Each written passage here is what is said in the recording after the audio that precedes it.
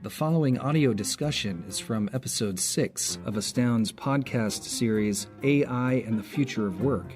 Host Dan Turchin, co-founder and chief product officer at Astound, welcomes special guest Jordan Husney, CEO and founder of Parabol, to discuss the future of work for distributed teams. Hear about his entrepreneurial journey, advice for founders, and plan for making meetings feel less like meetings. All right, good morning, good afternoon, and good evening to those listening to us around the world. This is Dan Turchin here with another exciting episode of AI and the Future of Work. I'm coming at you live from the studio in Menlo Park at Astound, and I'm joined by a special guest today. Jordan Husney joins us, the CEO and founder of Parabol. Jordan, welcome to the podcast. Go ahead and introduce yourself. Hi, I'm Jordan Husney, CEO and founder of Parabol, and we make meeting software for agile teams, particularly those teams that are distributed around the world. So we're at an interesting place in terms of enterprise technology and distributed teams, where it's starting to become more fashionable to work remote. Maybe not just fashionable, but kind of essential. How did you get into this racket? Why did you pick this? And talk to us a little bit about your thoughts on making remote teams effective. Happy to. So how did I become a startup founder focused on serving remote teams? Well, about 2011, I think, so 7-8 years ago, I left my native Minneapolis and joined a consulting company called Undercurrent that at the time was doing pure play strategic consulting for like Fortune 50 companies. So we would help the C-level leadership teams of GE and American Express try and think about what they were going to do 2 years from now, 3 years from now. It used to be almost a religion with us that, you know, any company that was selling like a 5-year vision was peddling snake oil. Anyhow, so we'd be working with these teams, and I started to notice as a consultant that it was already hard enough getting calendar time with a client, but when you'd sit down with them and you'd ask them to investigate, setting up a regular cadence with you so you could get what might be considered the most important work of the company done, you would just see like one WebEx after another. This would be like in 2012, 2013. And I had this dawning epiphany that these large companies were already de facto acting as remote teams, and that these powerful executives could just as easily be doing their jobs from a couch with a laptop or an iPad as they could being 2 hours in traffic. We all have these negative associations with meetings. The meetings just kind of have to suck. And along come companies like Parabol and maybe other technologies and try to convince us that teams don't have to be local and meetings don't have to suck. What are the kind of technical underpinnings that will kind of catalyze that shift? Well, I think that there have been many companies that have attempted to take a crack at making meetings less painful. And our thesis is a little bit different in that, if we pick something that came before, there was do.com for many years. Really great brand, interesting product. I think it's very difficult to uncouple the transformation of people being increasingly remote from the need for these specific tools. And so the first question I would ask is why all of this focus on remote work now as opposed to any time before? And I think that it's intriguing to think about that we are beginning to take the internet for granted. When I was a teenager, I was in middle school in the mid 90s, and the internet was really just newly becoming accessible to everyone. There was a lot of talk about how the internet was going to change society, and in fact it did. I would argue that in 2019, the internet is still not done reshaping society, but we take it for granted as though it has. And I think what we're seeing is the wave front of this massive change start to hit bits of the knowledge working labor market that it really hadn't before. And we're also seeing that coupled with some very important economic shifts in the traditional tech hubs of, San Francisco, New York, London, Berlin, et cetera, where it's suddenly starting to become prohibitive for early stage companies to find workers in the local market that are cost effective. And similarly, so there are lots of workers that are accessible all throughout the world. And I think, that's just knowledge working in the developed world. Just wait until this shift starts to hit other parts of the globe. Anyhow, what we're just beginning to see are team practices that actually are capable of scaling across the two things that make remote hard, which is distance and time zone differences. And what we have observed is that discipline around your meeting rules of order, if you will, is the thing that really allows you to function or not function. But for a distributed organization, for a remote organization, it's an existential problem. If you don't get that brick in place, then you don't exist as a company. For every other company that's been around for decades, you don't have to worry about it. You can just get on a status call and you can just yammer as much as you want. There can be no agenda. You can let that windbag just take the time and run with it.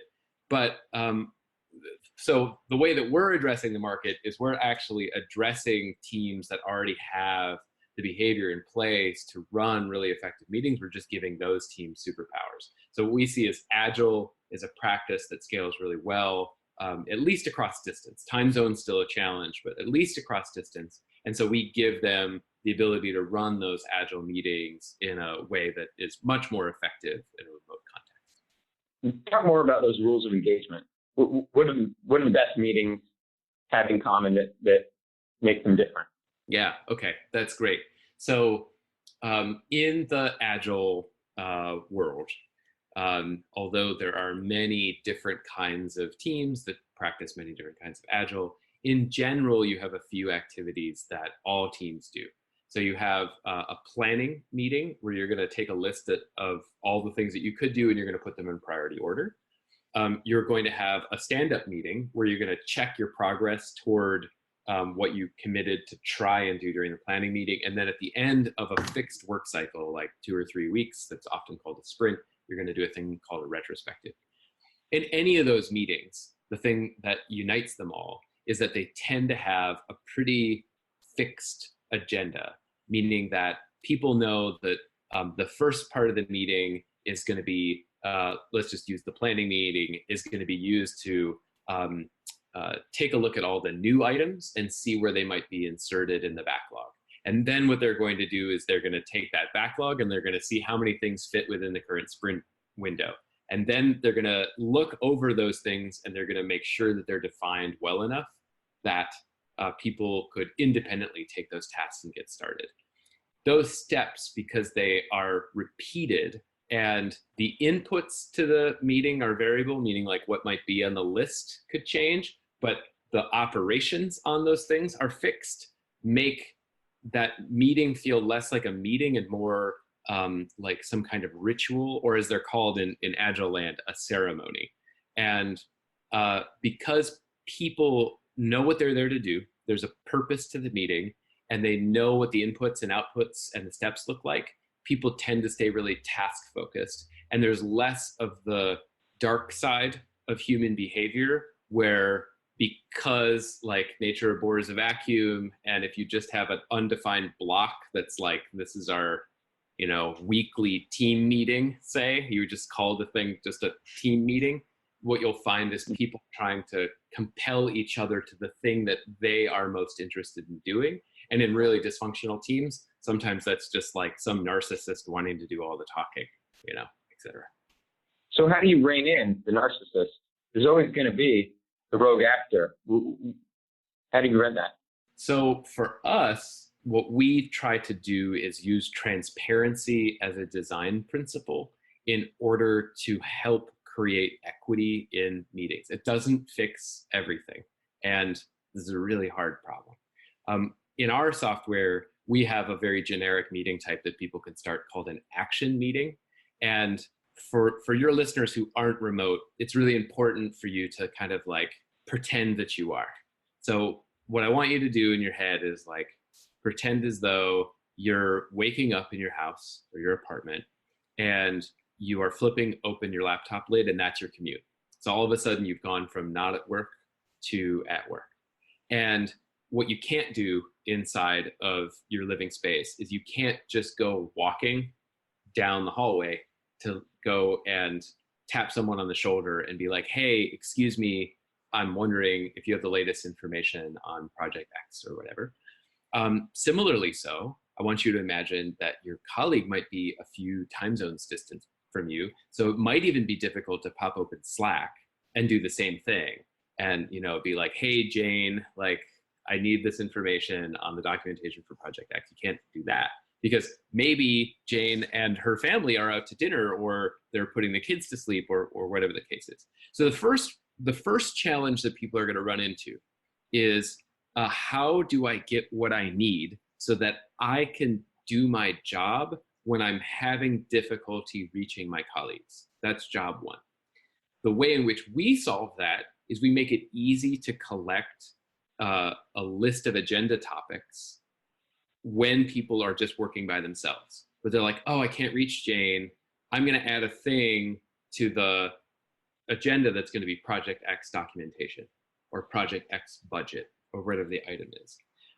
What that does is something very powerful, even though it's a very small feature of our product, where when you join the meeting, there's an agenda that has been built dynamically.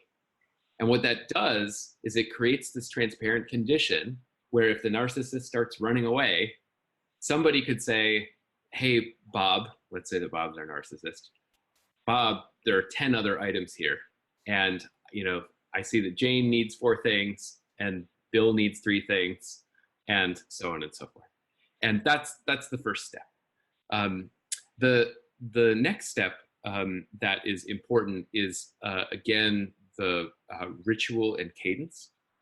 And so our action meeting, which is this thing that collects the dynamic agenda, its steps are always the same. What happens is people join the meeting, they check in.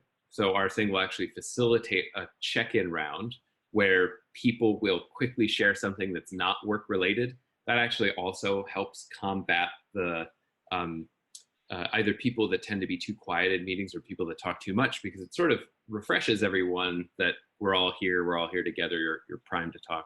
Then there's project updates. So our product will import the tasks that have changed since the last time that the team met.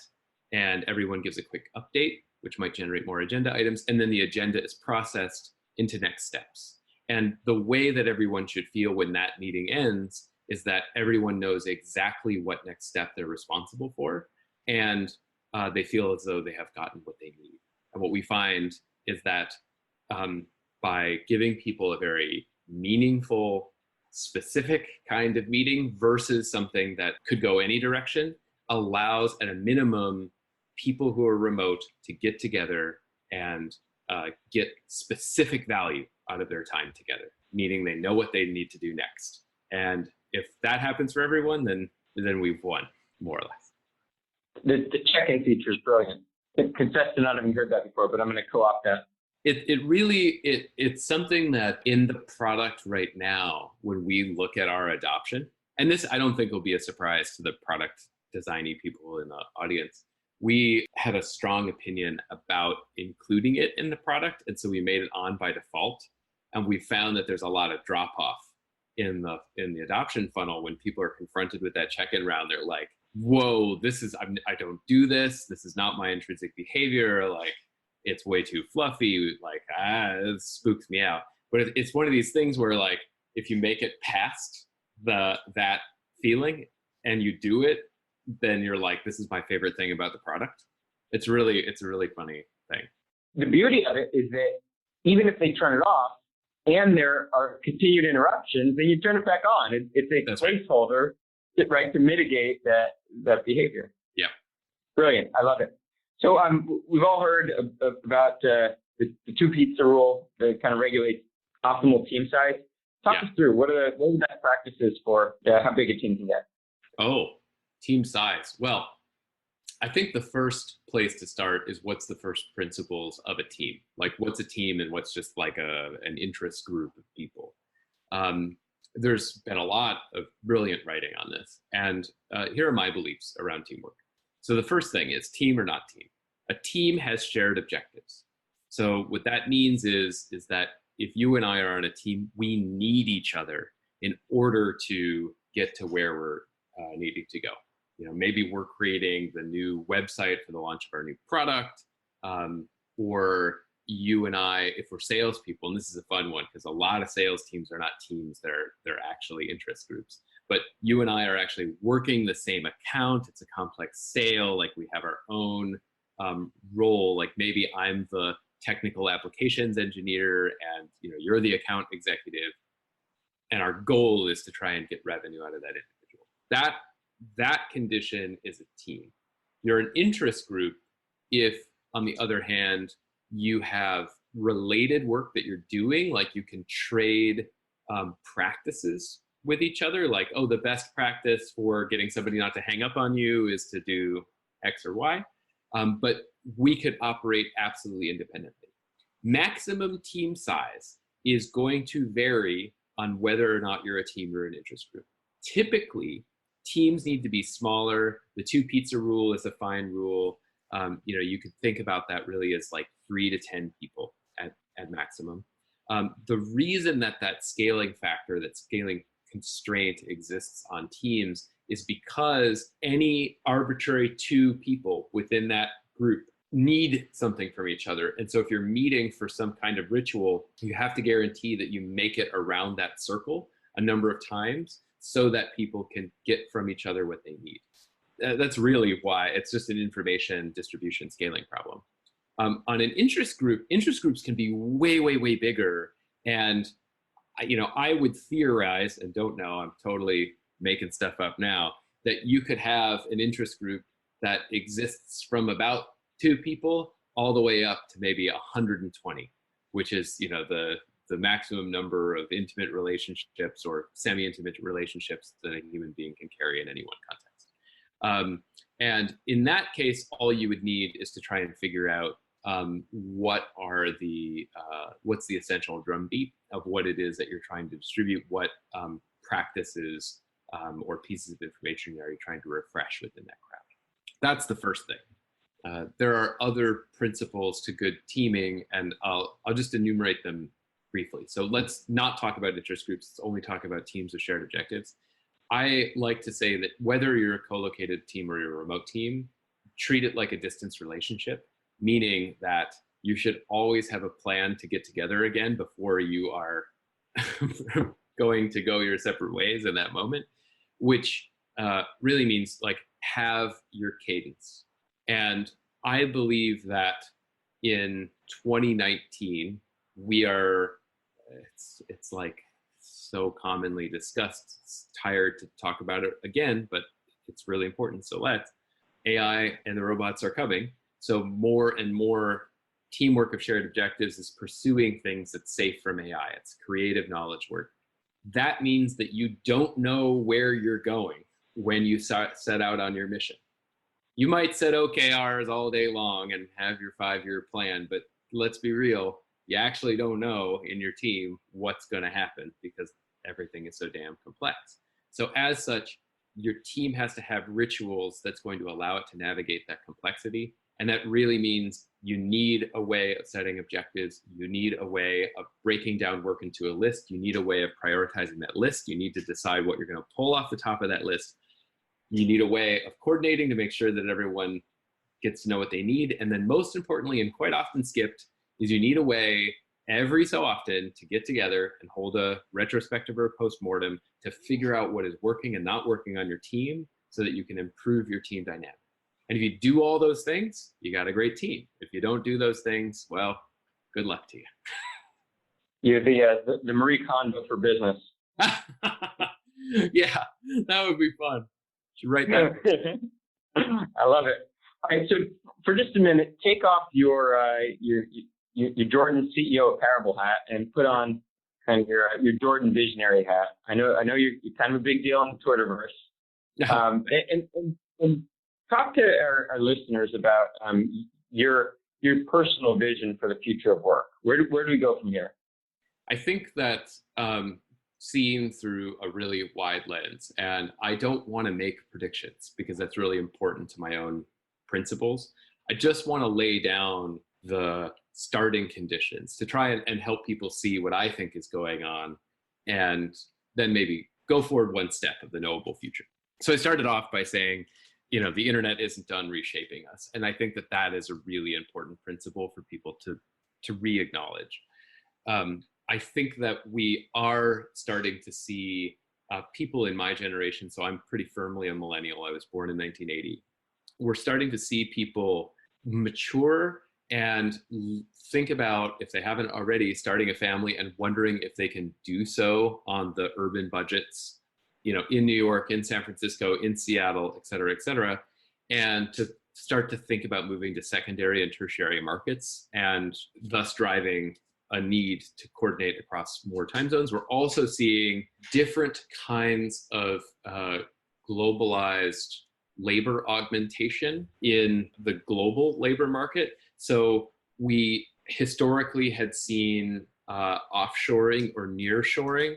We're now starting to see the labor market sort itself using a number of really interesting tools to just identify who the top performers are and make it easier to work with those people 1099 on a more informal basis.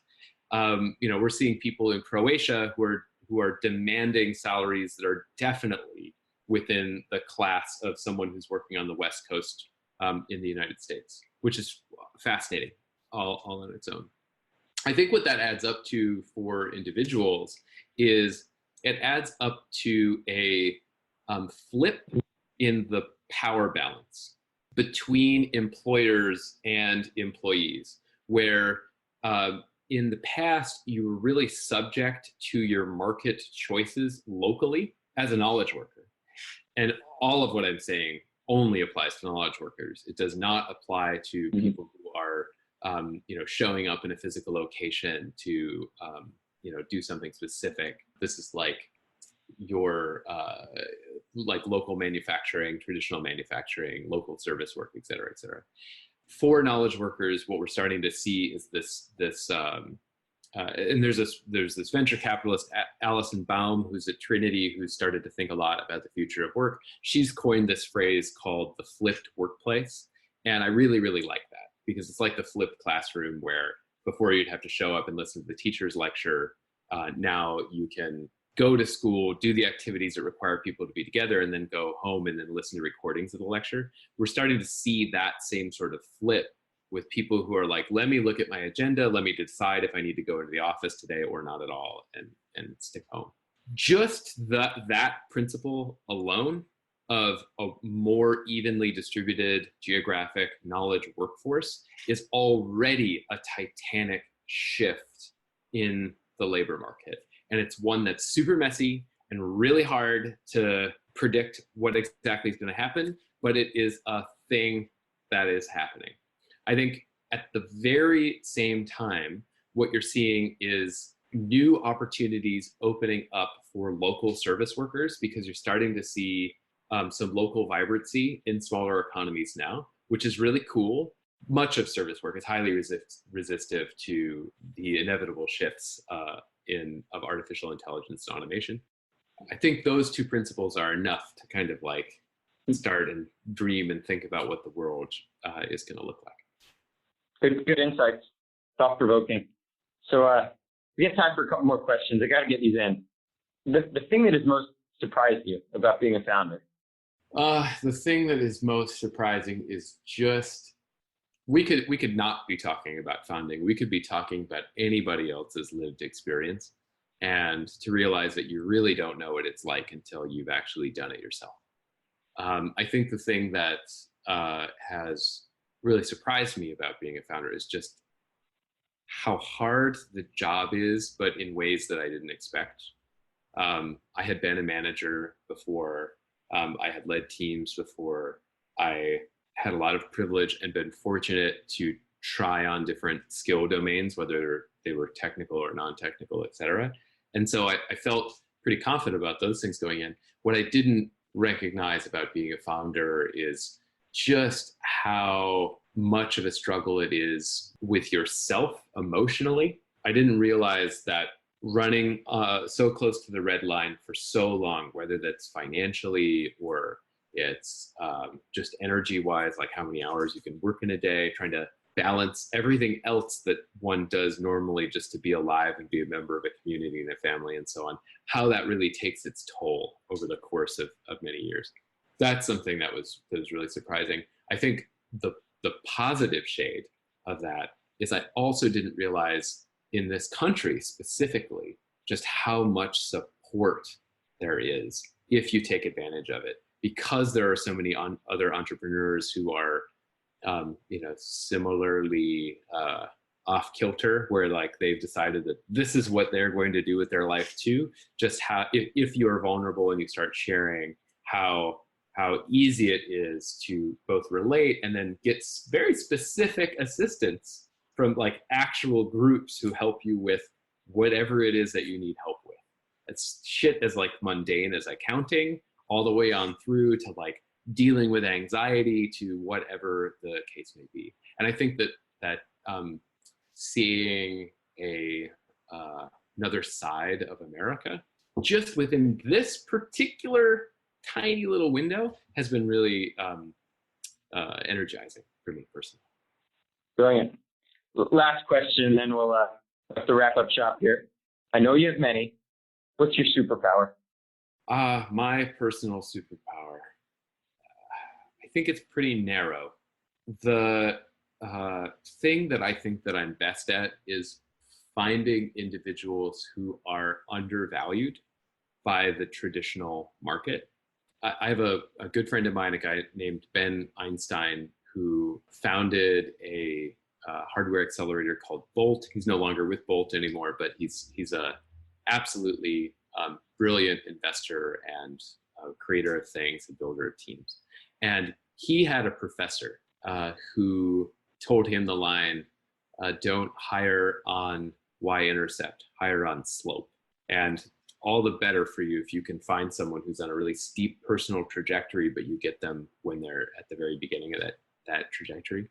I think that is my superpower, but it's specifically tuned in a way, which is not only can I find those people, but I can also see if they are aligned to a specific set of principles that happen to work really well in this remote context.